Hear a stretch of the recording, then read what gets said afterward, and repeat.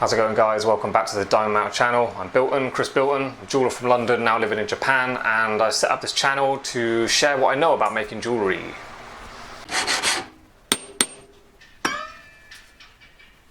Okay, so today's ring is inspired by a video I saw on the Bobby White channel. He's another London jeweler, and I actually know where his workshop is because I used to use engravers all the time in the same building, so I recognise it from his videos.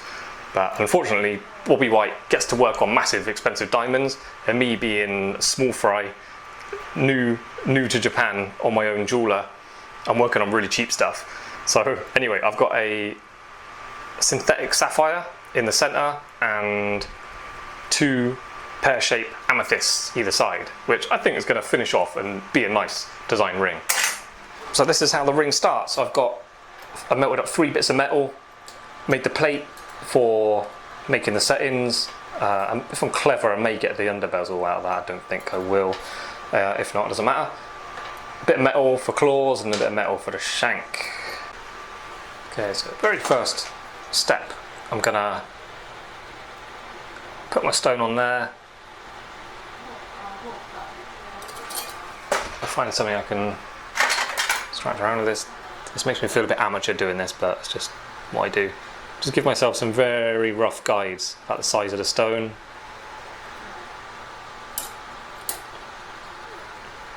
And basically I'm going to cut a hole. That's where I'm expecting the outer edge to end up. So I'm basically going to cut a hole in there and then try the stone on and get the stone sitting down in this piece of metal how I want it to sit in the ring. So the stone is going to be cut up basically, and then the stone lowered into it.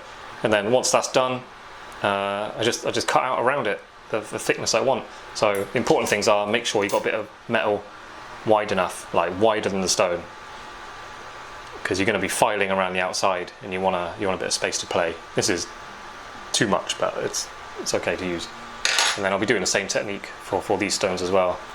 So luckily they fit on that way. So I want to show you every step. Cut that little rectangle out of there, stone plonks in there. So checking the height, still too high, but I'm seeing the dimensions. It's possibly a touch too long for the width, so I'm looking at the gaps around the stone as it sits in there. So I know, looking at that and understanding what's going on, I know to widen it a little bit more before I start putting tapered edges on or anything. So I've got square needle file, hitting it inside, pushing the sides out and just straightening the ends because they were too long. Not really concerned too much about with it looking nice and neat. I just want it to fit well. A little bit of movement there. Just push the width out a little bit more. Oh, this file. There's my new one.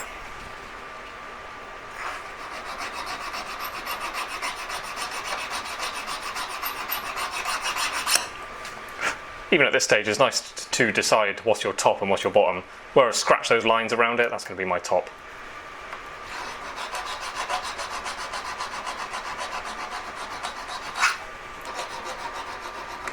I just want to scale up the size of the hole, and then the stone will drop down a bit deeper. But not to go too far, because I want to put a bit of an angle.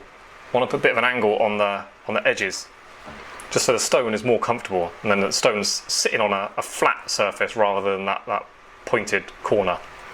Do you know what I mean? So putting that angle on it, and the bottom of the stone is that angle, so it's going to be more comfortable on there.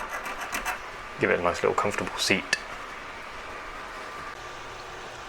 Right, before you go too far with that plate, have a look at the back of the stone and make sure you understand what the facets are doing. Like, it's not a straight line because the corners are cut off here. So that's not a point going all the way up to the corner. It's going to be flattened, but you don't know how far down the stone that flat goes. So I think my bezel is going to sit just where there's a bit of a flat there. So I need to take that into account. So mine is not going to end up with like dead sharp corners. There's going to be a bit of a flat on the corners, just so the stone sits in there nicely. Making progress, opened it right up, neatened it up a little bit. Checking the stone on there my stone's sitting on these corners a little bit high, so I'm just going to take a little bit of meat out. Not with a file, I'm just going to use my saw blade. So I'll thread that through. Just take a little bit of meat out of the corners. Again, not too concerned about it being really neat and beautiful because no one's going to see this bit. It's just for the stone. 10 times loop. Alright, there you go. Yeah, drop down. So I want my stone, because I'm using quite a thick plate, I wanted my stone dropped right down so the point of the stone sticks out the bottom.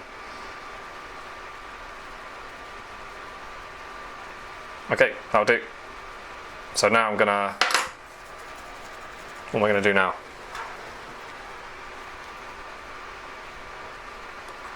Put a line there.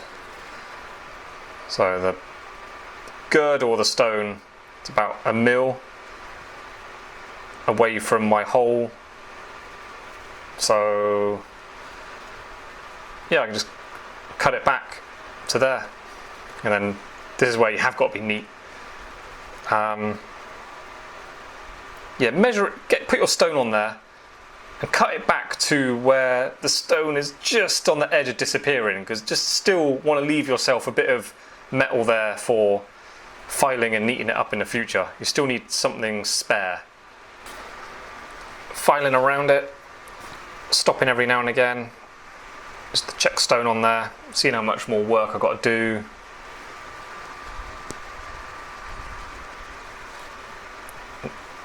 Filing around it and then stopping every now and again to put the stone on, push it flat, having a look around the side, see how much more I've got to take off.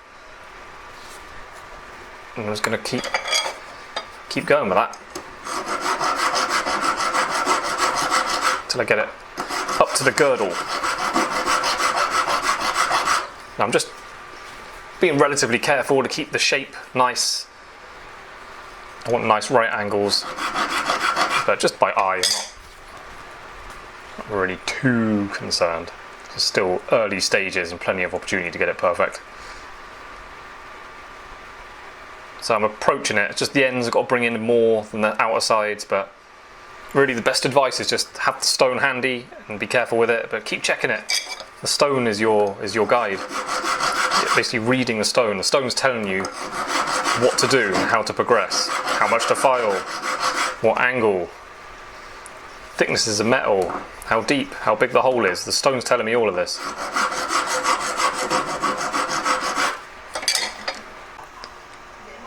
So I've been filing this up now got it to a stage where I'm happy to leave it and then proceed with the other bits.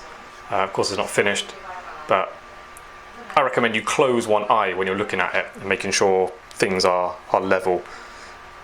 So I've got it so the girdle, the edge of the metal is just on the edge of where the girdle sits, perhaps slightly over it on all 4 sides. Yeah, make sure it's not more one side than the other, not one end is sticking out. Try and get all 4 sides the same, work into the stone.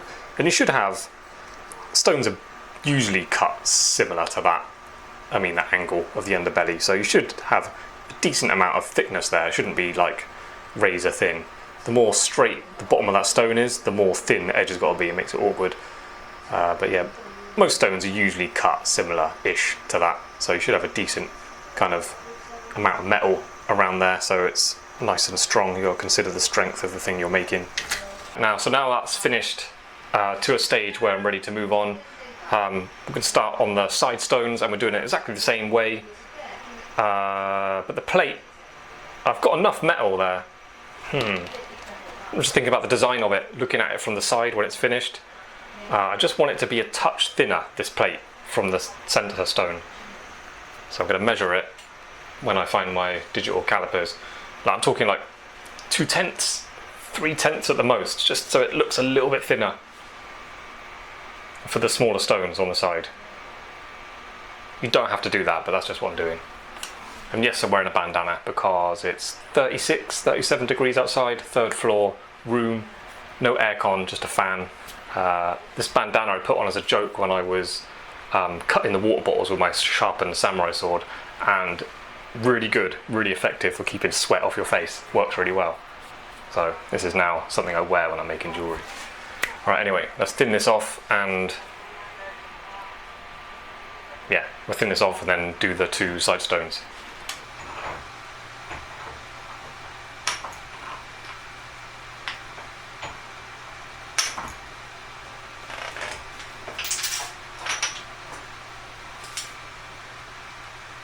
Yeah, perfect. I just took 2 tenths off.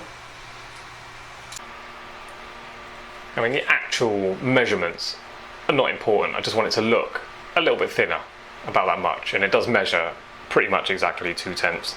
Maybe 0.25 would be alright, even a bit more, but you can just file it a little bit if you want a bit thinner.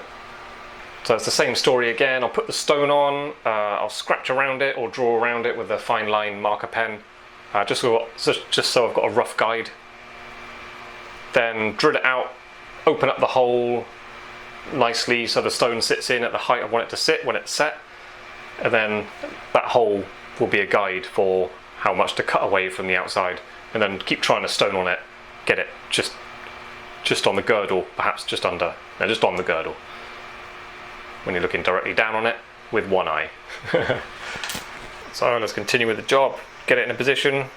Again, this is just what I do, like, might not suit everyone, might seem a bit amateur bodge job, but it's always worked for me. I just like a rough guide of the shape of the stone, and then I'll drill in the middle and then just make the stone fit in that. That's just how I proceed with this.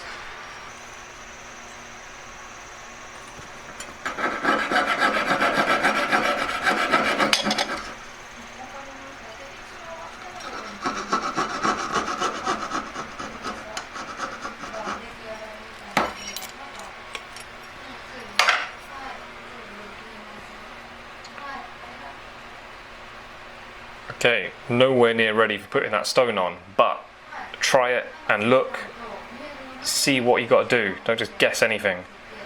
So, not necessarily that much longer, but a lot wider. Just making the rounded end more rounded. So just from trying to stone on, I know I haven't really got to increase the length, but maybe a touch, but just going out wider, coming out more. I know that because I just put the stone on there. So like I say, you keep checking with the stone, and then the stone tells you what you got to do. Thank you, stone.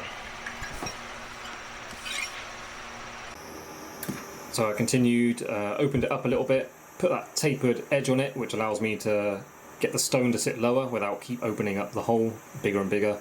I will neaten up the shape of it on the back, and then go around it, check it with a stone, file it back, cut it out and file it back to a point where, sort of on the edge of the girdle where you can just about see it. Doing the second one is going to be so much faster, because this one you're kind of feeling your way and getting it just right for the stone, but the second one I can just look at it and go, okay, cut out a hole about that size and put that kind of tapered edge on it, and then boom, you know you're nearly there. So the second one's always much faster because you know exactly what you're trying to achieve.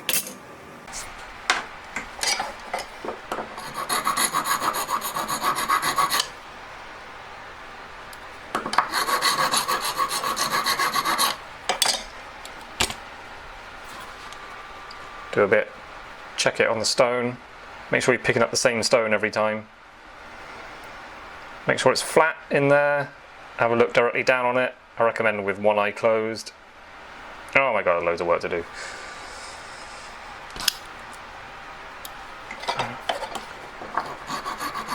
Take the point off there, even amount all the way down the side. And this cut.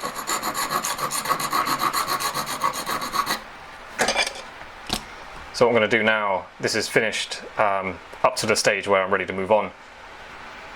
Taking away the edges, so it's just sitting around the edge of the girdle when the stone sits on there. I tried the other stone on, the other stone doesn't even really go in there properly. And there's the difference in the shape are the sides are a little bit more flat. So I'm happy to have two exactly the same as this one. And then the hole at the back needs adjusting to look nice in there. Right, so next step, just to fast forward the job a little bit, I'm gonna hold that where I want to cut it out, and I've got space. You can glue it on, but this is quicker. I'm just gonna hold it with parallel pliers, scratch around it. Don't push hard, just scratch. Rather than pushing hard and try gouging it, just do lots of gentle little lines. Then there's less risk of it moving. Oh, where's my other pair? Just to make sure it doesn't move. If you've got two pairs of parallels, I use them, but you don't need to really if you're careful.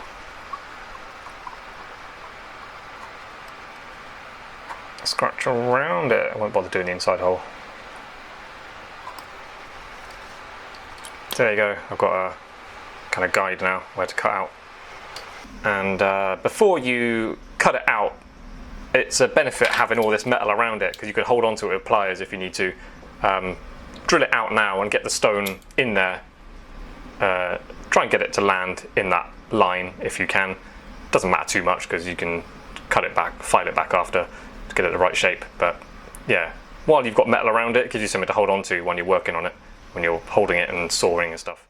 When you've got to make two bits of metal exactly the same, if it's on a flat plate, you can super glue them together, and then you're using the one you made perfectly, use that as like a template for the other one, and you cut the other one back gently to match your first one. I don't need to do it with these, they're so similar. The stones, there are differences, but I can make each collet exactly for each stone, and they'll be so similar it's not really worth doing. So I'm just going to file it up how I want to. But yeah, you can literally, come on, you can just, I'd probably glue the tops together. Could just glue them together, and then this one will be a template to make the second one. But I don't need to in this time, but it's something you may consider wanting to do in the future. Okay, next. When you got two done, the first stone I did has got the outer girdle was actually very similar shape and size, but the belly on it is much deeper, much bigger. So now I've cut these both out and they look very similar. I just put a black line with a marker pen inside the first one, just so I know that one's with a big belly, just in case they get mixed up. Also putting them side by side in their little collets, in their bezels. My first one I made is standing up a bit higher, so I'm going to lower it. So just making adjustments now, putting them side by side to make sure they're the same before I progress any further. So those side bezels are done. My attention is now back on this centre stone, double checking the size. Yeah, perhaps a little bit long, one end from where it sits. It's alright, I'm taking the corners off now. I'll take the corners off and I'll paper it a little bit, and then we'll start figuring out our angles and stuff to put these on.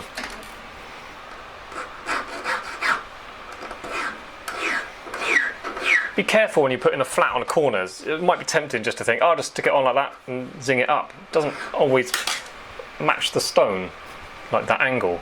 Sometimes it's a bit of a different angle than what you would expect. Check my loop. Wow, that was perfect angle. So it was what I expected.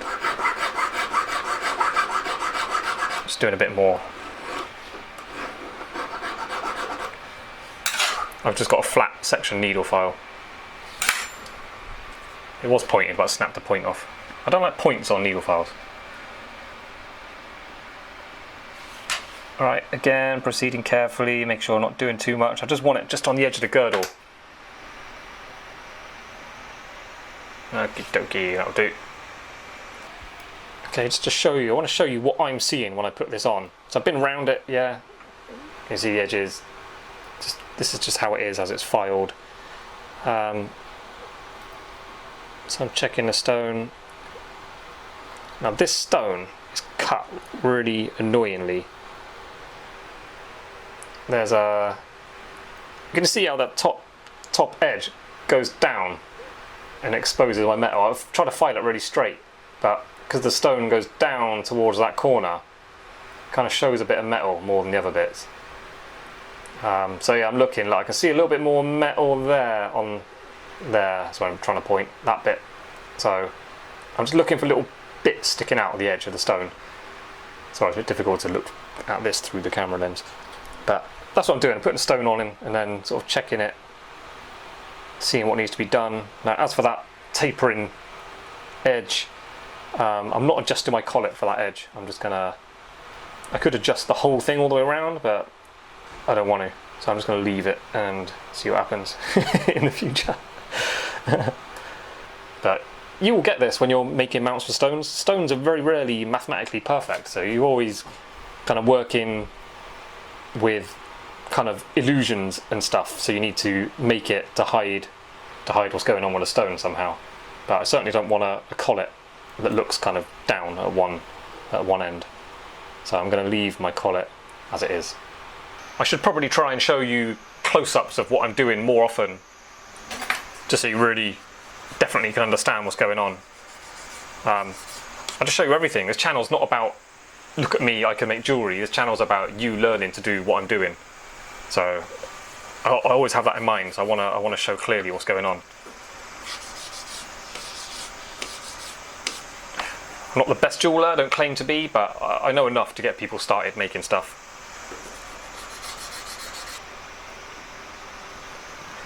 Try and look at it from the side. My chair's way too high. Because obviously stones can't touch. We don't want them miles apart either. I'm going to be filing a flat on this one and tucking it right up. I like the idea of it being sort of just sort of under the stone ever so slightly. So there's no chance of it looking like three stones plonked together. They look like a set. And the side ones are complementing and setting off the centre one. Put on a flat on it. That's my top of my collet. Putting a flat on at that angle. So taking the bottom half away. Take your time doing this. Don't go too steep straight away. Do a little bit. Make sure you're filing it right dead in the middle. Right, when it comes to putting these on, I've filed the flat on there. See that? I've got the angle I want, so it sits kind of how I want it to sit at this angle. But where the stone, that's fitted for the stone sitting like vertically, but the pieces are not going together vertically, they're going to go like that, which kind of creates a gap between them. Do you know what I mean? Like they're not flat like that. They're not flat. This one sits like that, so it kind of makes, as they open up, it creates a gap in between the stones. So you have to file this one in a bit more than you might initially imagine. So I've got that angle on there now, and I'm just going to try and take it in, like with my file. I've got this angle, and now I'm going to go in a little bit just to close up that gap. Alright, this is difficult holding it in the camera. They're not going together flat, they're going like this. So as they're like that, it opens up, so there's a gap between the two girdles now. So now I'm going to bring that one in, so shoving that stone up right up to that one. I thought I'd better show you this. Look, you've got to file away more than you imagine. Like, look at that, it looks like I filed it right away. What? You filed half of it away? Yes, I did. But bear in mind, that's going against another flat bit of metal, so that's, when I soldered on, that's just solid metal there, past there. So let me show you. This is 10 times harder through looking through a camera. Oh, come on, sort it out. Alright, holding it flat. Holding it flat, holding the pieces horizontal. The girdle of that pear shape goes right over the edge. So that's no good, it's going to hit the other stone, but then when I tilt it back, it rocks right back. So it's out of the way again. So, to get... Oh, come on! To get the angle I wanted there, that's how much I had to file it away for the stones to be able to go next to each other. When it comes to putting these together, what I do is just have a sharp pair of tweezers. Obviously it's got to be filed correctly so it sits nice and straight, nice and straight, nice and vertical. So yeah, I can just pinch it with with my tweezers. I'd hold it in position, adjust it in my fingers. I'm using my saw blade a lot, making sure it's lining up nicely where I've got it positioned. And then I'll just literally hold it like that, and I can solder it. I can plonk it in there, held in position, good for soldering. Put toggle on, can turn it around as I'm heating it. That's how I would do this bit. Right, fortunately, this was quite quick and easy. I'm happy to solder it in this position. So I'm looking at it that way, looking at it from the side. Just making sure it's all straight. Look at the spaces either side of that center collet. Making sure you like how equidistantatial they are. I just made that word up. Yeah, to make sure it's all flat and straight. Actually, I think I may have just moved it. It looks twisted now. So yeah, take your time. Sometimes you can just go mad trying to line things up and get it held in the right position. It can take like half an hour just fiddling about and does your head in. This one's quite quick and easy. Although I think it's a bit flat. I might tilt it a bit more. No, I don't like it. Looking at, or is it just because it's twisted?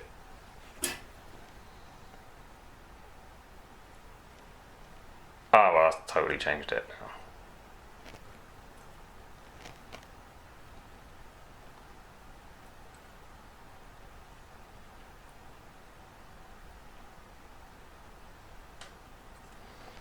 So when you're lining these up, try and get it directly in the middle, obviously. Look at the spaces either side. Mine looks a bit more one side than the other. Make sure it's all nice and straight. Use your saw blade, line it up. Helps you, just anything you can think of to just check all around it. Make sure you like where it is. This stage is quite important to get correct, especially with the second one. It's all got to be in a nice straight line, because without that, you're then making adjustments, like your shank will line up slightly off, so you'd have to file one side more than the other, and then you're just building a kind of twisted, weird ring. You want everything really straight and really perfect. Not only will it making it much easier, it will just finish off and look correct. Alrighty, so looking at it, problem with doing these full instructional videos, yeah, like just sitting down normally making a piece of jewellery, you might proceed through it and you're like, oh, I don't like that too much, I'm just going to tweak that, do that. But unfortunately, I've made a video, I might have spent like half an hour showing you how I'm doing it and explaining how you should do the same. Then I get to a stage and I don't like it.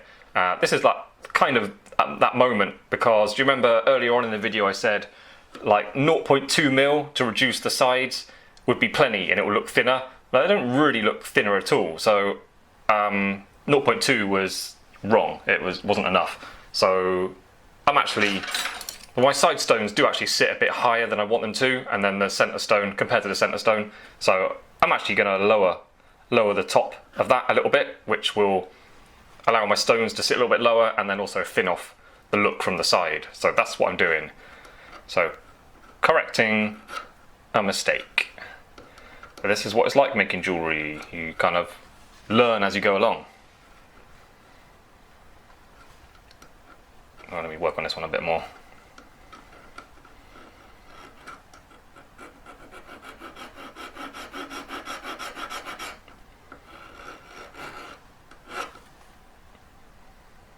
That's a bit more like it. Maybe it was like 0.35,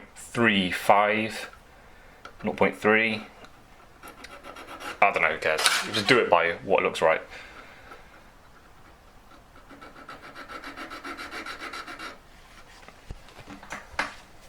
Flatten that down a bit now, if you can see, and also putting my stones on, it's butting up a little bit against the center one, so I'm pulling it out a little bit. And remember, I kept saying before, I hadn't cleaned up the back holes yet, and it's precisely because of this experience in the past where you're making adjustments to things. They didn't quite go together how you wanted them to. So I've got room now. Like, I didn't take that under the edge of the stone, I took it to the edge, so I've got space to take off metal anywhere around it if I need to. Also, I can, because of that extra thickness, I can pull the stone about a little bit. I've got plenty of thickness there to cut metal away at this end and then make the stone come out a little bit without sacrificing any kind of strength. Right, I've got the stone sitting how I want it to at the right height and stuff. There it goes. But look how much work I've had to do on it. As I lowered it, I ended up sort of pulling it this way, because when I put the center stone on, it was touching it a little bit. was obviously no good, so I had to pull it this way. I had to do quite a lot of work. So I phrased it out, I had to touch that slightly, just to put a little roundedness just against that centre one, then cut away the metal there.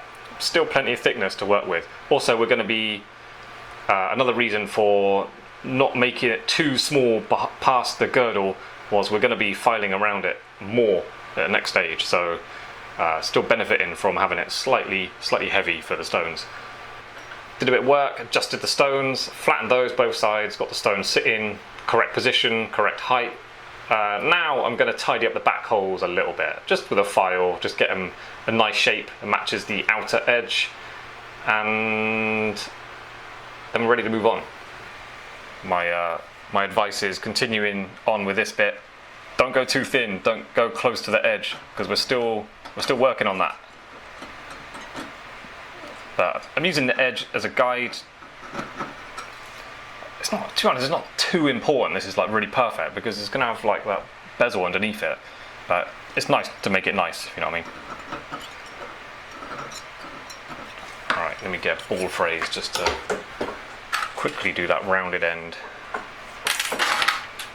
Not a ball phrase. Bud phrase. Bud phrase is like the ones that are the shapes of a bud.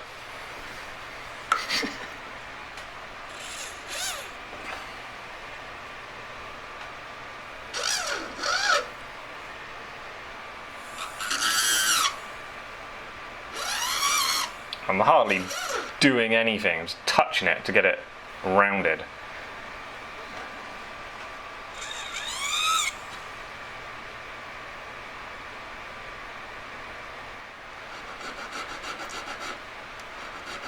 Get this angle like nice and ksa. Basically, you're just doing all the work underneath now because we're about to close it all up. So you won't be able to touch it again after.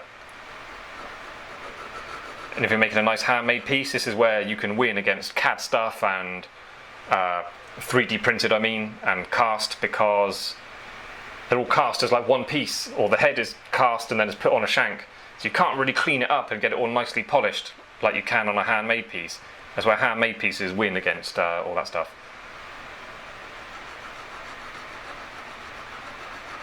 So if you're making something for nice expensive stones,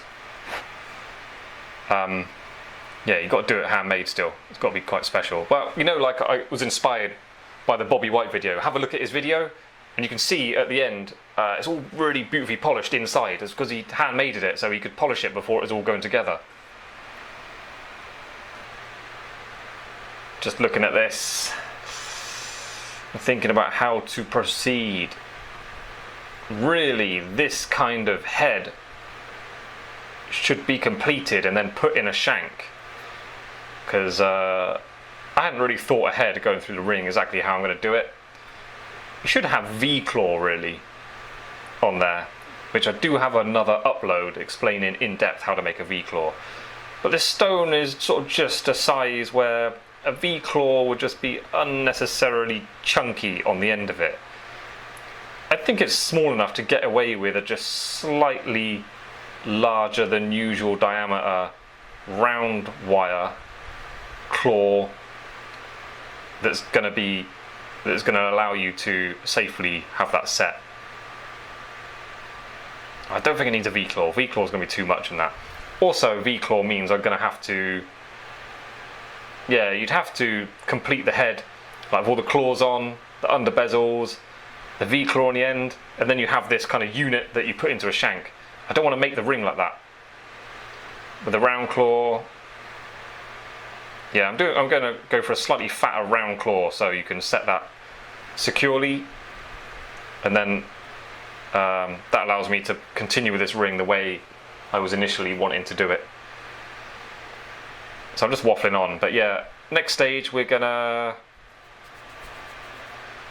make a shank. We're going to make a shank. This won't be going in that shank just now, but we need to make the shank to get it right.